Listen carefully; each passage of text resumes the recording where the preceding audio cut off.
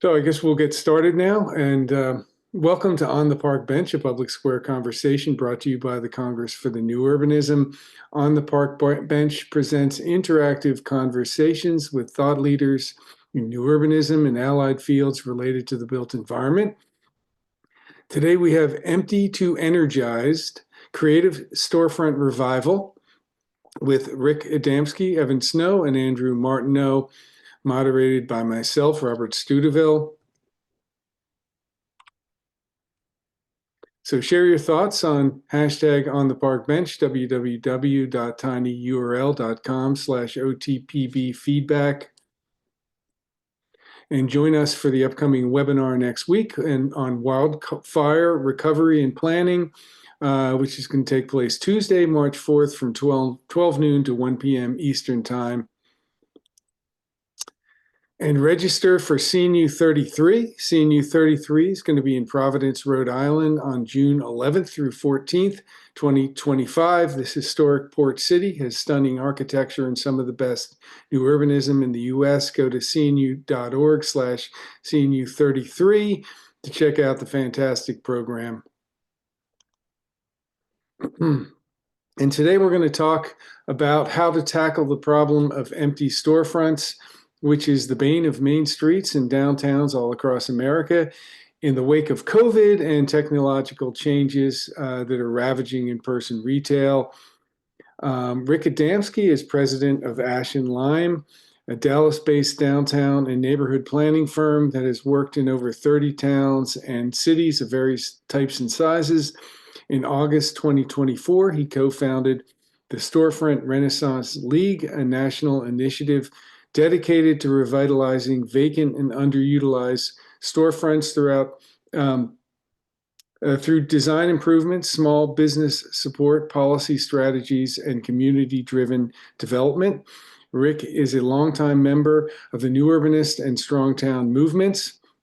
Evan Snow is co-founder of Zero Empty Spaces, an arts advocate and creative placemaker. He has helped to transform over 32 formerly vacant spaces across 4 states, welcoming more than 700 artists into affordable studios that foster creativity, collaboration, and economic revitalization. He is a passionate arts advocate, community builder, and creative placemaker dedicated to activating vacant commercial real estate spaces into thriving hubs for artists and local communities. Andrew Martineau is a visionary creative professional with over 30 years of experience in advertising, marketing, and design, renowned for his innovative approach to marketing and placemaking. He is the co-founder of Zero Empty Spaces and the founder and CEO of Unitas Group, which manages a portfolio of ventures in the arts and placemaking. I'm Rob Studeville, editor of CNU's Public Square. And first, there's going to be a presentation by the panel, and then a discussion among the panel, and then we will open it up for questions from the audience. So please use the Q&A function of Zoom to ask your questions as they occur to you. So welcome Rik, Evan, and Andrew to On the Park Bench, and I'm going to stop my share and let Rik take over. Thank you. And we'll start this. Well, thank you. I'm so happy to be here and again, and so happy to be talking to you with Evan and Andrew, who I have a lot of respect for the work that they do, and I think that for those of you who might not be familiar with them, will be very excited when you see what they're doing. What I want to talk about a little bit about myself and a little bit about the league, but more importantly, to kind of break down some of the key steps that we are thinking about when we're thinking about going into a downtown or a district and how to revitalize their storefronts and how to bring the league into it. And these are just some of the basics. There's a lot more to it, but I think that this can help to think about a framework for how to look at things. And of course, every place is different, as we know. But I think that this might be a helpful way to look at it. And then I'll pass it on to Evan and Andrew after I'm done here. And let's see here. Okay, cool. So about me very briefly, I have my master's degree in urban planning. Before I started my company, Ash and Lime, I worked in Chicago for American Planning Association, Congress for the New Urbanism, Center for Neighborhood Technology in the city of Fort Worth. And I have been very active in the strong towns. We're not yet seeing your presentation. What'd you say? We're not yet seeing your Oh, okay. Seeing your directory. How's that? That's better. Okay, good. All right. There's So they could uh, my firm has been around for 11 years. Rob talked a little bit about it, but our name is based on the ingredients of Roman concrete. So the idea of this is simple ingredients that have stood the test of time in creating great places. Sometimes we might be a little more clever than we need to be in some ways, and we have to make sure that we're getting the simple and timeless things right and focusing on those first. Throughout the last 11 plus years, storefronts have always been at the heart of our work. These are examples of pop-up things that we did that became permanent businesses in storefronts. But working into the downtown and neighborhood level, we're in constant contact with storefronts. But we saw that we needed to bring in more people who had other tools in order to focus on this one issue and be as effective as we could be. excuse me, Rick, could you make that full screen? Yes, I can. Hold on. Not used to working with the PDFs here, but let's see. Dun, dun, dun. Bottom right. What'd you say? Bottom right. Oh, okay. Sorry. Um, is that better? Uh, One up. The third from the bottom. Sorry. Up here? I think that should do it. Okay. Mm, Full screen mode. Okay. Sorry about that. Okay, so we have a lot of different people who are experts in different things. Storefronts, planning, small business support and design and development. Some of you know Jaime Azureta, who I presented with on third places previously here. We also have Evan and Andrew who are going to talk to you. We have some people who are in Smart Smarts business development, who are small business supporters, crowdfunders, as well as a lot of other people who are in our network as needed. So there's people who we can pull in, for example, for things like incremental development, small scale manufacturing. We have a really robust network around the country. Storefronts are really important, we think, because it's kind of where the public and the private realm connect. So it's where you can make the most difference as one person. It's the smallest unit of neighborhood revitalization, and it's kind of home to the mom and pop businesses, which are the soul of the community. We've always operated under, if anyone's familiar with the 80-20 rule, find a small number of investments that can get 80% of the improvements. The idea of this is by focusing on storefronts, we can help communities if resources might be uncertain as they are right now. If they might need to really, have modest budgets and they need to do as much as possible. We feel like the storefronts are a place to start, and we feel like we're bringing in the people who have the best expertise. So we have this is from a project that we did in Corsicana, Texas recently. Um, you know, why? The underperforming, unattractive storefronts are a great reason why downtowns and neighborhoods aren't reaching their level. But we need kind of a lot of different types of tools to bring this in. So these are the best specialists that we know of from various fields around the country. But also people who can work small, people who can work in smaller towns if needed, and with an idea of that you're the experts in your own community. So if we don't have local champions, then the league can't succeed. We can't just sweep in and do things ourselves. So to kind of break down the way that we're looking at the various steps of this, um, quite simply, the first step is to create and update a storefront inventory. Most of the communities that we've worked with or talked to have some sort of GIS data or some sort of spreadsheet that has basic information about their storefronts in their downtown or whatever the district is. But really figuring out, trying to get building to building and figure out what you have. And I think the most important thing, all of the objective of all of this is to say what are the situations so that we can figure out where the opportunities are and what the barriers are. So we can get very complex and complicated into this, but the bottom line is pretty simple. Assessing what you have in terms of the big picture. What's the vacancy rate? What type of uses do we have? And I learned to do this storefront quality ranking. So ranking storefronts to where they are, and then figuring out what are the lease prices and what investments are needed.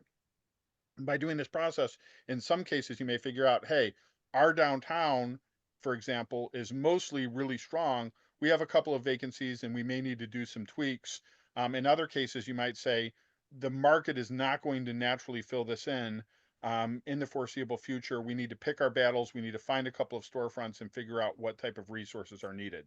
So you're trying to do an assessment, and the idea is that one size does not fit all.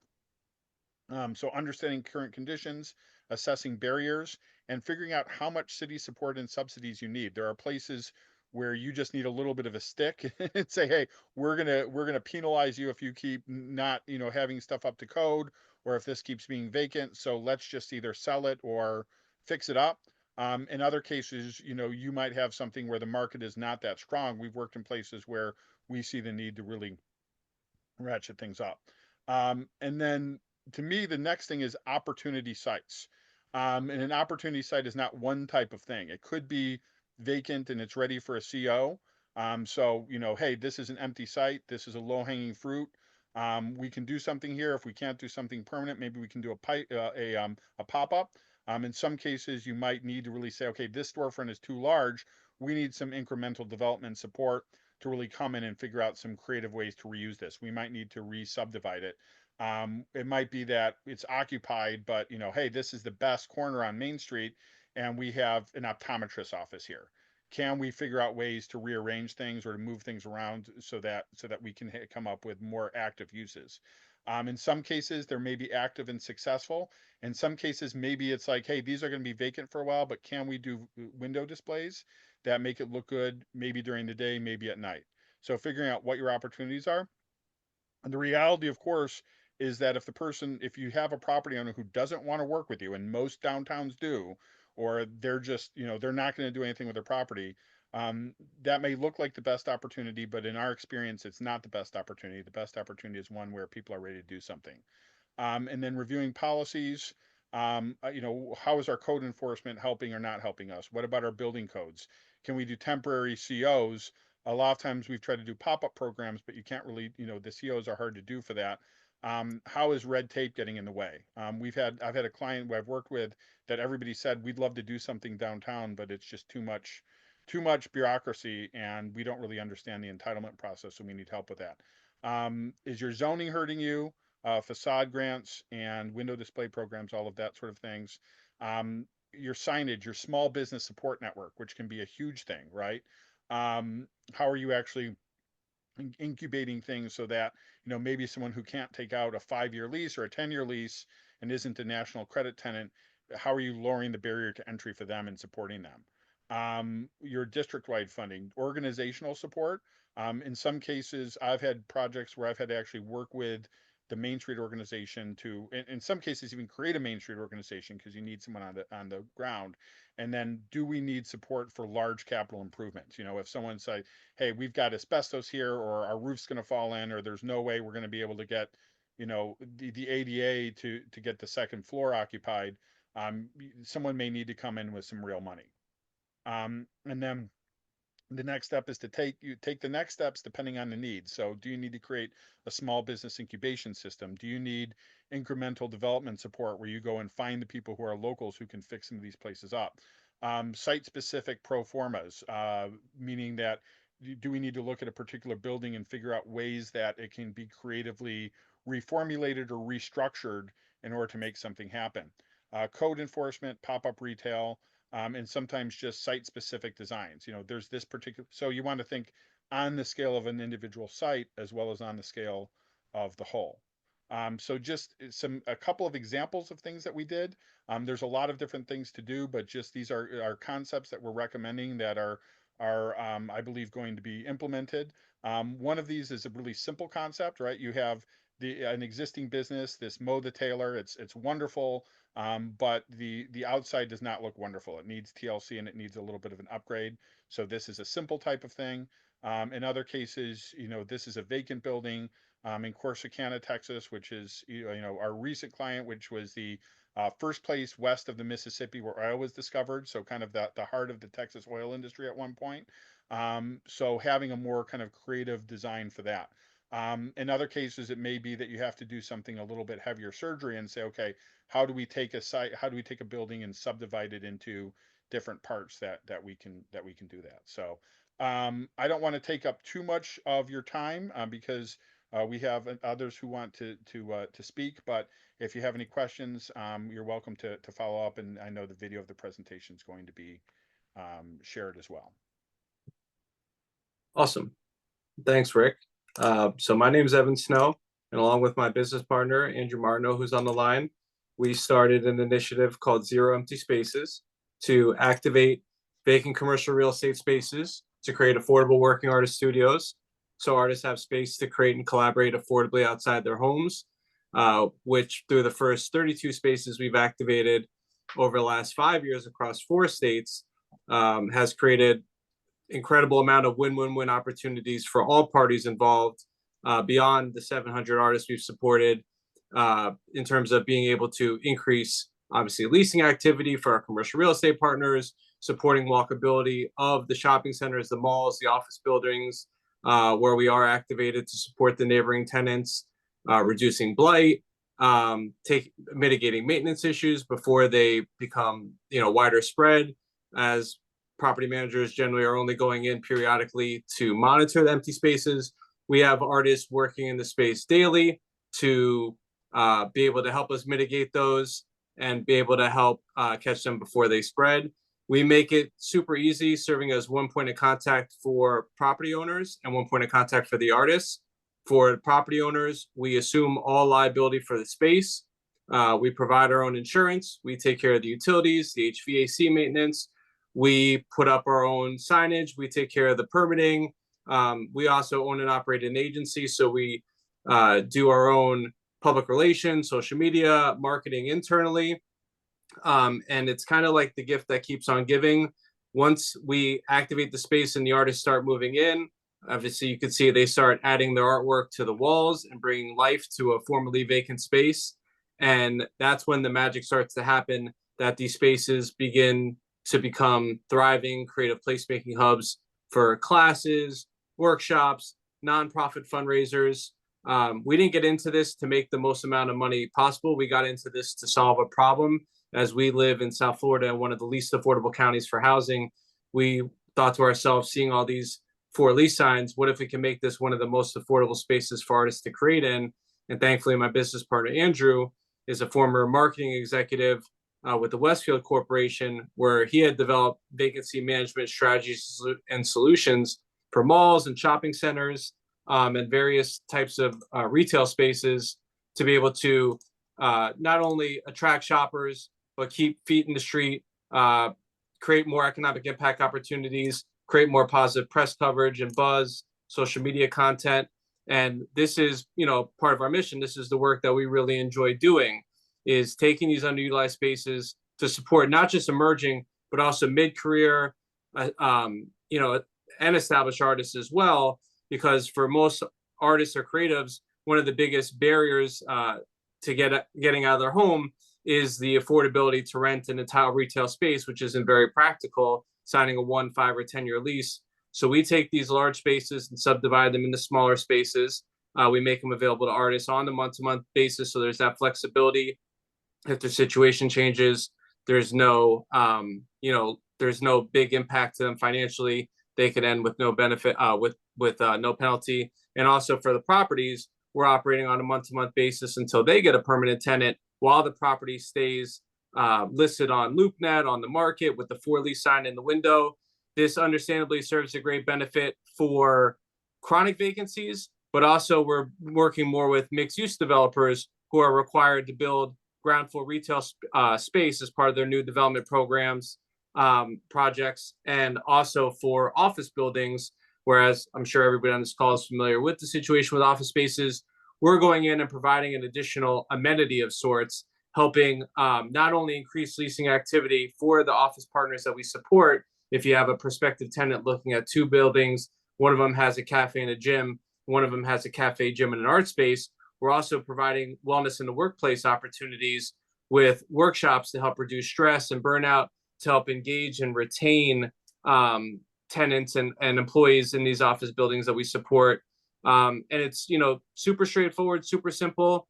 We activate these spaces on a $0 month-to-month lease basis while they're not generating anybody any revenue or doing anybody any good. We do ask for a minimum of a 6-month guarantee for locations outside of Florida where we bear additional expenses for travel, operations, and logistics. But we do everything. We serve as one point of contact, and we return the space back to the condition that we found it in and provide the certificate of insurance to back it up. We've been in every cross-section of commercial real estate, from street-level retail to malls to office to pad sites, Payless shoe stores, former banks, whatever the case may be, as long as it preferably has working HVAC, running water, and a functional electrical panel. We'll assess the space, see what upgrades are needed. If it needs a fire exit sign to help bring it up to code, we'll add a fire exit sign, recertify fire extinguishers, add lighting as needed. It's a pretty simple process. However, at the end of the day, we just need to get connected to interested property owners and developers that are amenable and open to the concept. So we speak to a lot of business improvement districts, community redevelopment agencies, downtown development authorities, economic development offices, and main streets, who understandably are tasked with, fixing or filling the vacancies that plague their main street or their community or their district. And then once we get into conversation with the potential owner or developer, we let them know about the program, answer any questions, review their certificate of insurance requirements, and their either lease or licensing agreement, whatever the case may be.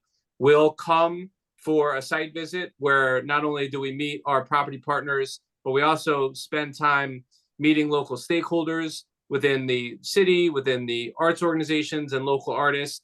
We understand that oftentimes we're coming from outside the community, so we want to let the community know what we're coming to provide as resources without taking commission off the artists for their sales, without taking grants and taking from the small funding pool. We self-fund this ourselves, and we don't require the funding. We're obviously open to and prioritizing locations that do have incentives and grant programs to help with reactivating vacant spaces. And then once we establish an agreement, we'll provide a COI. We'll start submitting for our certificate of occupancy and business tax receipt. We'll schedule that trip in alignment with the city's permitting process, 4 to 8 weeks out, depending on the municipality. And then we'll schedule an open house preview and information session for interested artists in the community, where we invite the press, the artists, the arts organizations to see the space after we came and build it out, and hear from us, answer any questions. We can do a 3,000 square foot space in about 3 days. We generally come in on a Wednesday, have our materials delivered, build it out, and have it done by Friday, with the open house preview being on Saturday. We have developed and adapted a lot of the placemaking methodologies for lighter, faster, cheaper. So we don't adhere the divider walls to the physical walls. We make them movable like furniture to alleviate some of the architectural rendering and requirements from the city. And then once the artists start moving in that following week, that's when the magic happens.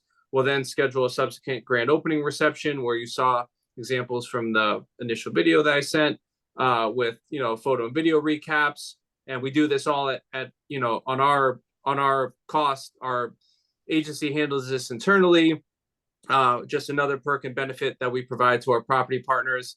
We obviously know closed doors don't generate positive press, and a lot of our shopping center clients have let their agencies go during the pandemic. So we're able to help provide on average 4 press hits between TV, newspaper, magazine, and beyond per location that we open on average. And the press has been very generous to us, and that certainly helped us grow the mission.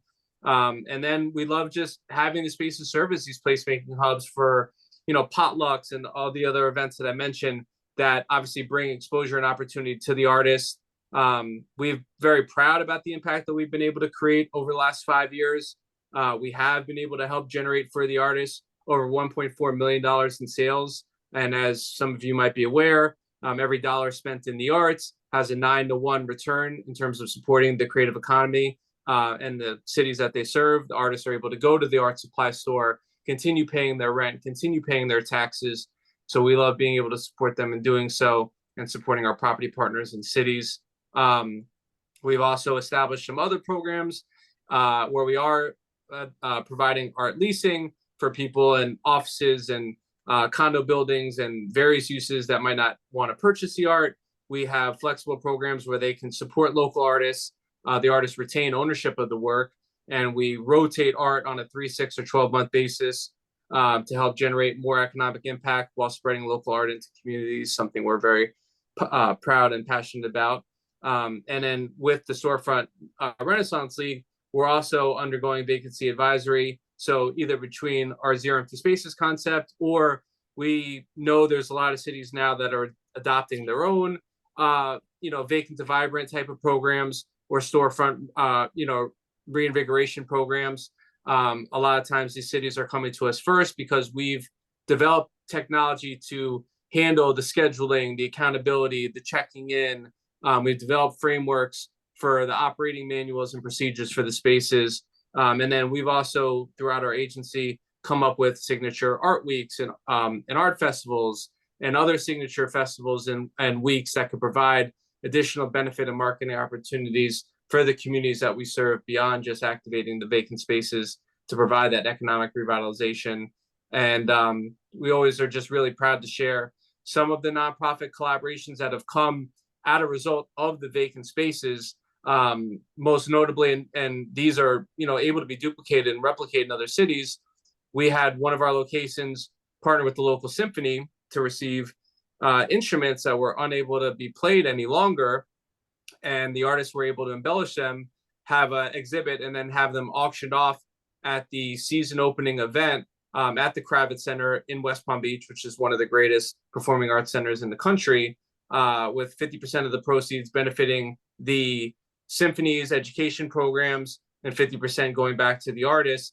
These are just some of the byproducts and benefits, along with the press coverage that comes as a result of opening these formerly closed vacant doors to create something positive in the community, and just being able to help artists, not only help the artists, but understandably on the city side and on the property side.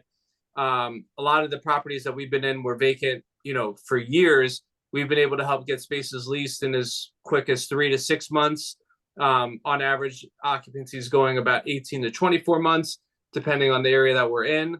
But by having the space activated, shining a positive light with the press coverage and the content, and all of the continual buzz and activation and programming and placemaking, it certainly serves a much better purpose than the space being, formerly vacant. And thankfully, you can begin to see and find examples on our website of some of the positive press coverage that we've received, that we're glad to extend to more cities and property partners as we continue to grow this program.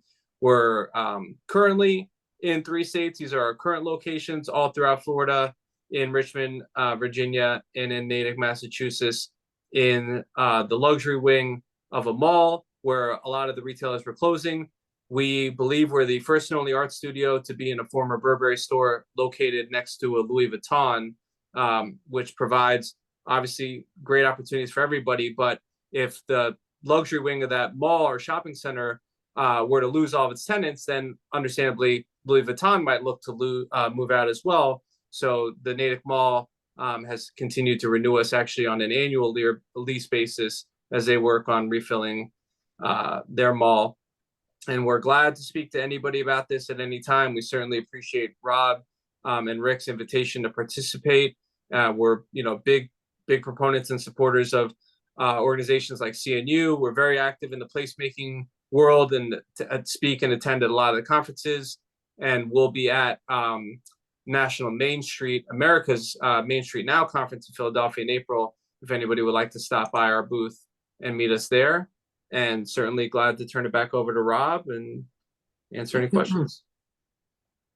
Yeah, like zooming out, I'm curious as to what you guys are seeing. Is the empty storefront problem, is it a growing problem? I certainly see it in the cities and the downtowns where I go to, but I don't really have a sense as to whether this is a problem that's getting significantly worse. Since COVID, with regard to online sales, how bad is it? What are you seeing out there? Can everybody hear my audio, by the way? If you could speak up a little bit more. Okay. I'm rarely told I'm not being loud enough, but there must be something going on here. Uh, so so first of all, yeah, I think that this is just a quick comment first. I think that what Evan and Andrew are doing is an example of when everything comes together and when things are done in a holistic way. What they're really doing is helping to address the fact that something that is very culturally important is hard to monetize. And they're helping to lower barriers to entry to that. So I think that this all ties into everything that we all are doing. I believe that I think the storefront issue is getting worse, and B, I think that it's going to get even worse in the future, and that addressing it is going to require exceptional creativity, because the nature of retail is changing, and there's a lot of a sense of, well, we'll have restaurants and food service replace that. And I think that there's a sense that restaurants and food service are going to be in some trouble as well. So I think that there's a long-term trend, as these spaces are going to be more important than ever, that it's going to require increasingly creative ways in order to activate them. And it's going to require thinking outside the box. So yes, I think the problem in general is getting worse, both in smaller towns and in larger cities. And interestingly, it's even getting worse in some places that are getting some hot spots, or that are kind of in a good trend in some ways. But they're still, I think, in a direction to have more storefront vacancies going forward.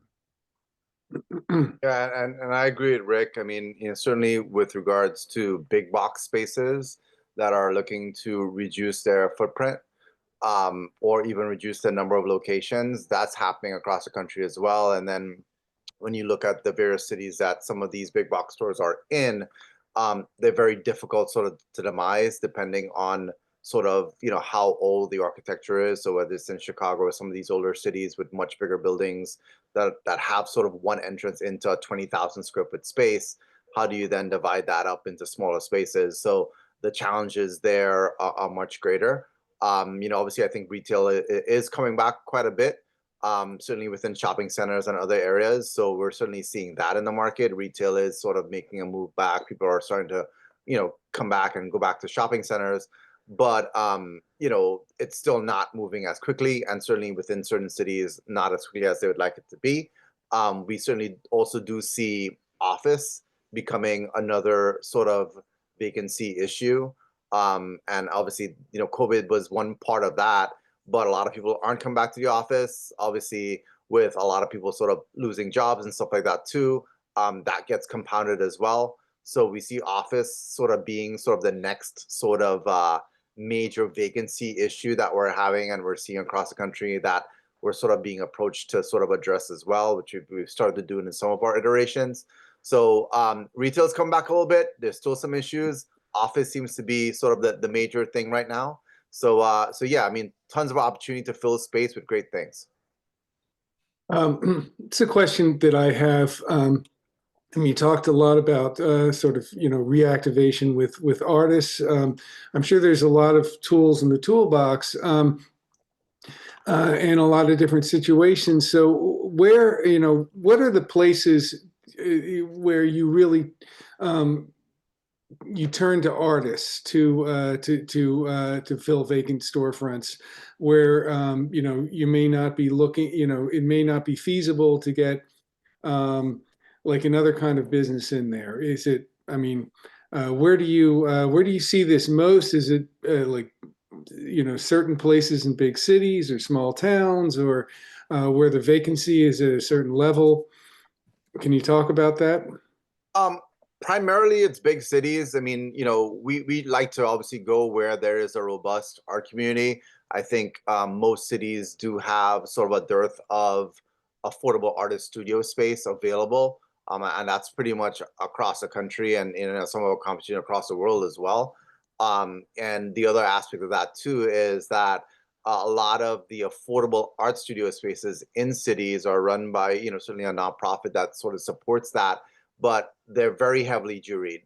So, the sort of the barrier of entry is really high for a lot of artists. I mean, the requirements are, whether it's an MFA or a series of exhibits. And because it's such a coveted sort of space, not everybody really gets the opportunity to go in there. So it doesn't really address the larger need of artists in various communities.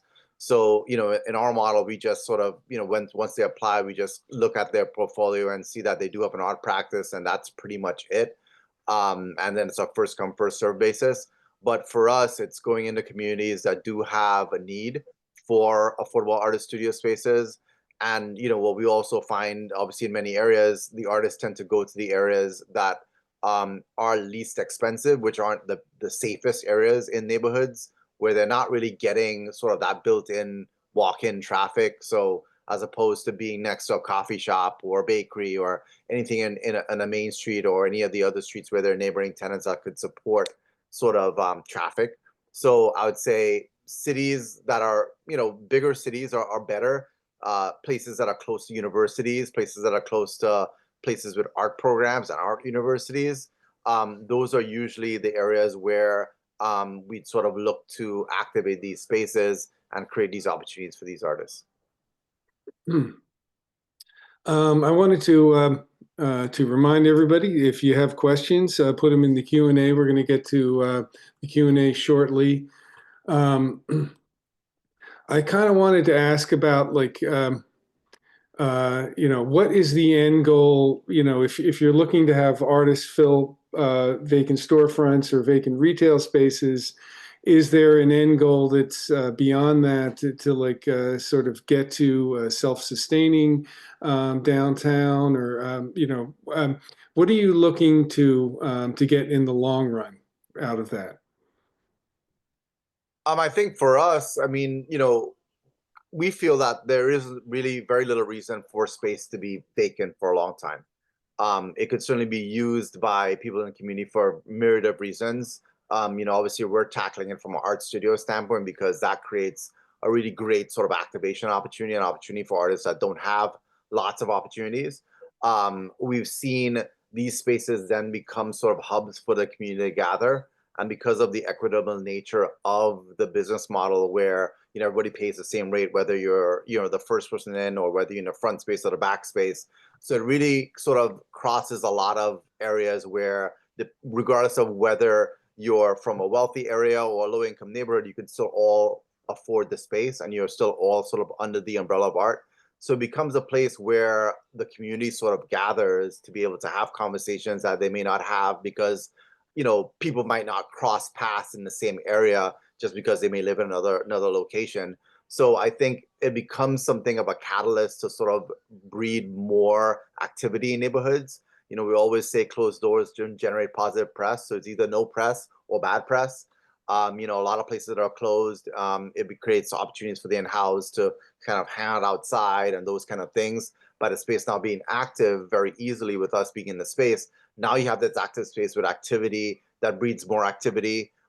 It provides opportunities for property owners to not just get eyeballs on a location for bad press, but get eyeballs on a location for very positive press, with that property owner then collaborating with us and the local artists in the community to be able to activate that space. So I would say, primarily it's a catalyst for more activity. It's a catalyst for more activation. It's also a catalyst for more development and economic development within communities and cities. We're going to get to some Q&A from the audience. Elizabeth asks, Evan, how much renovation to the space do you do? How do local galleries react to your concept? I'm asking specifically about galleries that are kind of like co-ops. We do help bring spaces up to code. We do improve lighting. We do add signage. Obviously, we're filling the space with art to add to the life, color, and vibrancy. Most local galleries in shopping centers and areas where we have activated have appreciated the concept, because it's bringing more traffic and eyeballs to that area. We like to believe rising tides raise all ships. So it's more complementary than competitive, though we can't control how certain people feel about it, but that's been the general response. And generally, obviously, as anybody's ever been to a vacant space that's dark, even if it's blighted or not blighted, it's just not present to look at. So by having it, as you saw in some of the visuals, filled with not only the artwork, but whatever also the artists bring in to activate the space, then it certainly makes it more appealing for the neighboring tenant, the walkability of the community. And we've received nothing but positive feedback and interest in collaborating, and do collaborate with a lot of co-op galleries, arts organizations, other arts nonprofits. And it is more complementary than it is competitive. And I'd say too, I guess the differential between what we do and sort of a traditional gallery is that these are primarily working artist studios. Yes, the artist could sell in a space without any commission to us, but they're primarily working artist studios as opposed to just co-working display areas. So there is activity there. So the chances of maybe even artists that displays in a cohabitation gallery could still operate within our space as a creation space. So that is our primary goal, is to create these creation or working artist studios in these environments and in these cities. Dwayne asks, how do you ensure that your activation efforts don't inadvertently contribute to gentrification or displacement, particularly in historically underserved neighborhoods? And what safeguards do you put in place to prioritize long-term community benefit over short-term economic gains? You've asked, that's the hardest question you could ask, right? Because there's not necessarily a perfect answer to that, because we're seeing so much gentrification in so many places. What I think that one of the ways to help address it, so I'm about to be starting work in a community in Fort Worth that has a very strong sort of historic character, and that is surrounded by two neighborhoods that are about to experience, just an avalanche of gentrification. And I think two ways to look at it. One is lower the barrier to entry so that people can, so that no matter who somebody is, that they can have a business there. So that you don't have to be a national credit tenant with a 10-year lease. If we have to break up the spaces, if we have to do other things that might make it easier to bring a business in there. And I think another thing is that gentrification isn't only about money, but it's also about culture. So make sure that you're leaving signs of the culture that are there. There's other ways to do it. There's certainly ways, for example, to help make sure that people who may be living in the neighborhood, that they have a lot of different housing options, or that they have, help to make sure that they can minimize their property taxes. There are things like that that can be done, but I think making sure that people can, at least the people who are there, can invest in their own places, and have the support that they need to be small business owners and small developers, is one way to address that question from my perspective. But I wish I knew a magic wand, because I think it's a difficult issue. And As a follow-up, okay, go ahead, Andrew. no, I would say also too, we're just also getting ready to sort of launch a campaign into areas that have been sort of gentrified, in ways to sort of bring artists back to these communities. So a lot of mixed-use development, a lot of times the ground floor retail does stay vacant for quite a bit of time, because the majority of the income that's generated out of these spaces is focused on the apartments that they're trying to rent, and not so much the retail floors. So what we're doing is starting to go back to developers and say, hey, listen, you've come to this community, you've sort of, done some development. Well, now with your ground floor retail that's there vacant, we want to be able to then repopulate that with the artists that were in the community before, with this, concept that's temporary until you find that permanent tenant.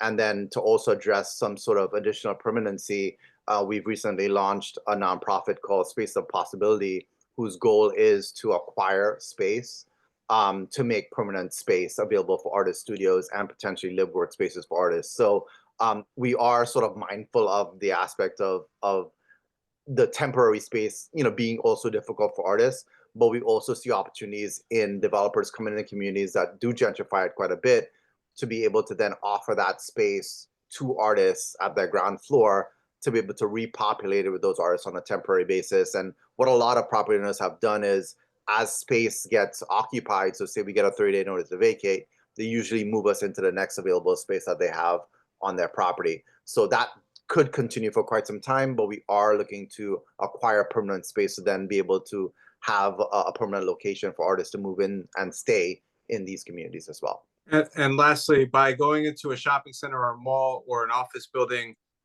versus the traditional industrial warehouse district where the rent is generally cheap, where the developers end up developing, nobody's knocking down, tomorrow most malls or shopping centers or office buildings to build condos, and we are understanding even office to residential conversions, it's not a quick and easy process.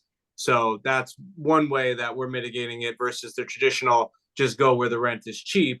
And then those are the areas that unfortunately do get gentrified. One follow-up to Rick. I mean, how do you lower the barrier to entry? It seems like that is the rent for the going rental rate is determining the barrier to entry in these downtowns or main streets. Is that not true? And how do you address that? I mean, there's ways to do it, but the first way to lower the barrier to entry is to take larger spaces and see how that you can subdivide them into smaller spaces, which allows people to have shorter leases and smaller leases. So one example that I've worked on that's well known in some new urbanist circles is in the inner ring suburb of DeSoto, Texas, and this is an old strip shopping center. It was an Ace Hardware, and now it is a small business, we might say incubator or accelerator, but they have, 7 micro restaurants and a lot of small retailers and a lot of small offices. So somebody can come in here for a year and try an idea out and get some guidance. So that they're not necessarily saying we have to take out a 5-10 year lease, which is not feasible for most people who are just starting out their businesses. There's other ways that you can target things. For example, you can have targeted tax incentives if there's certain type of businesses that you want that might help to lower the rent a little bit. And there's different ways that you can provide business support that walk people through. If a certain district, you're working closely with the Chamber of Commerce and the Small Business Development Center to hold people's hand through the process. The idea is that if we want national chain formula businesses to dominate our places, we should keep doing what we're doing. But if we want to have unique local businesses, figure out a way to say, okay, these people are not going to be able to they might have great clothing that they sell, but they're not going to be able to take out a 10-year lease and have all the expenses. But maybe we can break it down into something smaller for them. And that's one of the guiding principles, I think, of all of this, is that the places that are special, you're going to have to figure out different ways to accommodate them if you want them to be in your communities. Ty asks, I appreciate Evan's program and approach, and it sparks a lot of creative thought. I'm curious about how it may play in a more disinvested area that has a burgeoning artist community, but not necessarily the patron potential of a Palm Beach or a Boca Raton. Are there case examples for this in places that are less resourced? Andrew? No, I mean, I think some of the issue there is that not necessarily being able to provide the space for the artist to work out of, but more so of the need or the want of many artists to be able to do sales, and so obviously you need that collector sort of buyer to be able to be there to obviously facilitate the artists being able to do sales. But what we have found, though, is that in many of our locations, we also allow the artists to do classes, right? So you may have an artist that may not be doing robust sales, but could conduct art classes for groups, whether it's senior centers or whether it's young people or anyone that's from a group standpoint that's interested in learning how to do various things, painting, drawing, and all these different things. A lot of these things also do get facilitated through those spaces. And then that also becomes a way to sort of offset income. We have a fair amount of artists that they may not be doing robust art sales, but they do robust classes that provide some great opportunities there. So I think that's one way that, getting into smaller communities without that really big collector community there could also be sufficient or could be self-sustaining with this kind of model. And I think also too, I think the appreciation of art changes as well when someone actually sees an art piece going from a blank canvas to a finished piece. A lot of the times, most of us that buy work, you're either buying it from a gallery or your interior designer essentially, essentially selects it for your home. But a lot of people don't really get to meet the artist or get to have the convo with the artist. I think we just got a video from someone that visited one of our spaces in a mall, and there's an artist there that's come from the legacy of the Highwaymen, which is a popular group of guys that were painting sort of Florida scenes over several years. And he's sort of part of that legacy. And the guy he's a filmmaker, came into the space, actually did a video of this guy that was doing this work. And he's, really prolific in the terms of the work that he produces. So I think the appreciation for art changes quite a bit, or in that same scenario, there's a nail salon across the way from that space. And we get stories of people like, hey, I was in a nail salon today and I saw this guy painting and getting commissions, and that guy getting commissions just because someone was at a neighboring business, was able to see this guy creating work. And then by seeing that guy creating work, their appreciation for the work was there, but then also that spurred on purchases. But that wasn't the reason that they went to the space. They went to the nail salon, and then that space happened to be there and they happened to see the process happening. So I think as just the general public is exposed to the creation of art, the appreciation for it and the interest in purchasing it then starts to blossom. So when you look at communities that don't really have that robust collector community, I think having working artist studios there where people could see art being created could help make that community a little more in tune with and supportive of the artists and artists that are in that community as well. We had a question from Duncan in my area, which is San Francisco Bay. Every new residential project has most of the ground floor built out for potential retail, but it's all mostly remaining vacant even years later.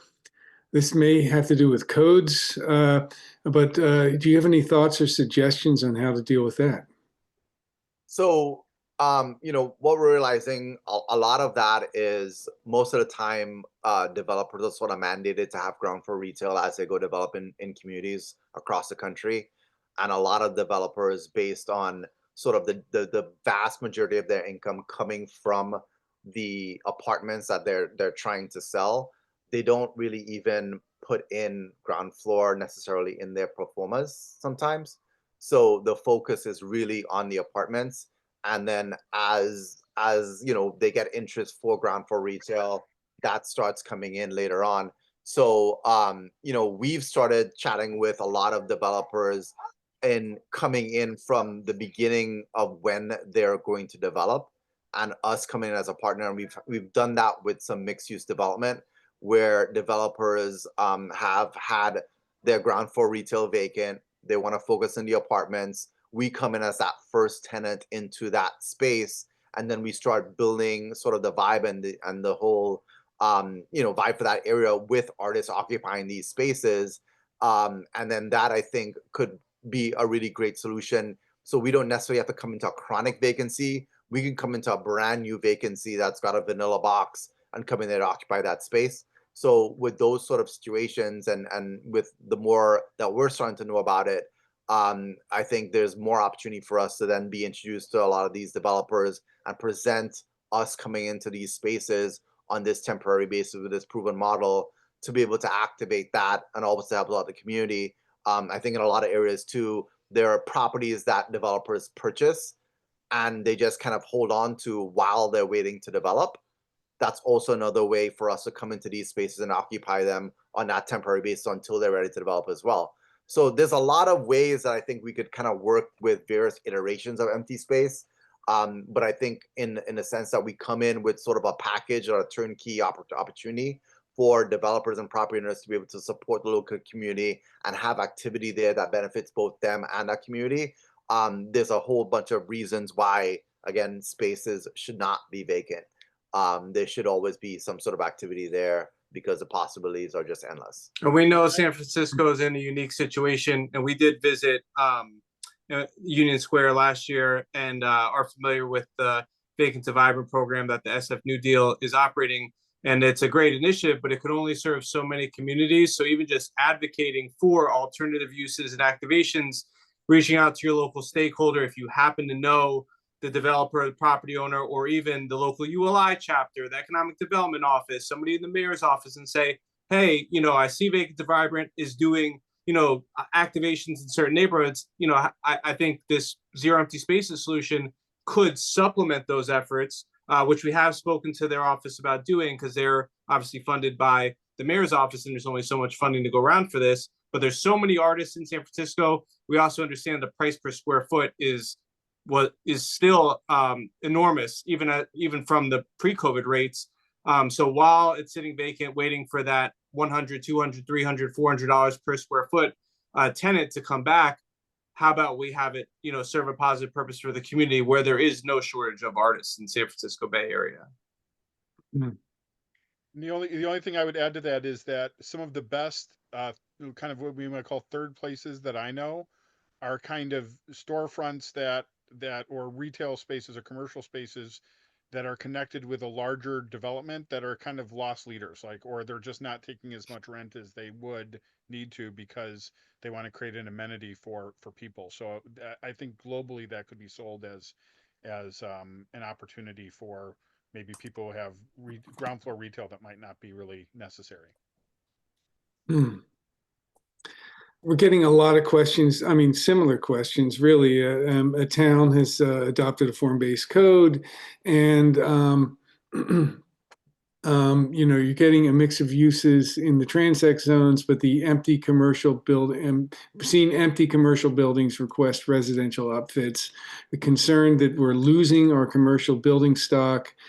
How should we balance the town's desire for commercial in our future downtown and push for residential and the push for residential that we see from developers, all the while keeping buildings occupied? I mean, it's a balancing act. Is there, any solution to this? I think in one sense we're great. For what we do, we're great fillers of space, right? So, as I guess cities are trying to figure out, what they're going to convert to residential, how much commercial are they still going to keep to be able to facilitate opportunities. I think, as Rik had mentioned too, that barrier of entry being very high. So say I decided that, I want to open up my own clothing store. I'm a designer and I'm making, upcycle clothes, and I want to open up my own brick and mortar store. Maybe I'm selling online, maybe I'm selling at Etsy, but the only spaces that may be available at a small scale are 1,500 square feet. And, looking at like that how much capital that you need to sort of build out a 1,500 square foot space, electricity, permits, all these different things, having a space that's divided into smaller spaces where maybe your space is 100 square feet or 200 square feet does reduce that, money required or that capital required to go into a space like that. So I think, being able to figure out a way, and even if it's not with us, getting a group of people together and coming in and going into spaces and dividing that bigger space into smaller spaces is a very, very viable way to sort of build capacity and build opportunities for people in these local communities.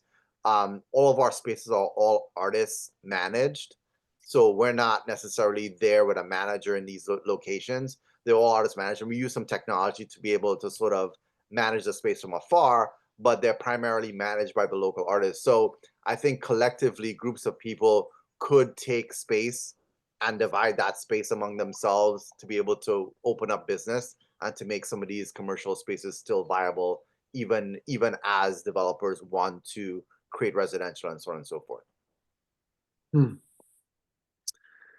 Well, we are now at the hour, and we're pretty much done with the Q&A. So I think we can wrap it up. But as a final question, I just wanted to ask, if you had any final thoughts. What are the biggest problems that you see that can be addressed by your approach to storefronts or artists, or